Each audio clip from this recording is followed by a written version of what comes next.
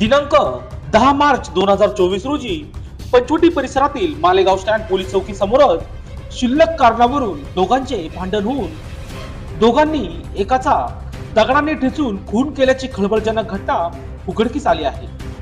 या घटनेची माहिती मिळताच पोलीस उपायुक्त मोनिका राऊत व पंचवटी पोलीस ठाण्याचे वरिष्ठ पोलीस निरीक्षक यांच्यासह पोलीस पथकाने धाव घेत घटनेचा पंचनामा केला आहे। त्या ठिकाणी फॉरेन्सिक लॅब व डॉग पथकाला देखील पाचारण करण्यात आले होते। सीसीटीव्ही फुटेज व काही पुराव्याच्या आधारे पोलिसांनी दोघांना ताब्यात घेतले आहे। तसेच ताब्यात घेतलेल्या दोघांनी खुनाची कबुली देखील दिली आहे। गुन्हे शाखा युनिट 1 चे वरिष्ठ पोलीस निरीक्षक मधुकर कड यांनी अधिक माहिती दिली आहे। त्यांनी बोलताना सांगितले की या घटनेच्या ठिकाणी शौचास बसलेल्या इस्माला दोघांनी दगड मारले असता त्यांनी पण एकमेकांना दगड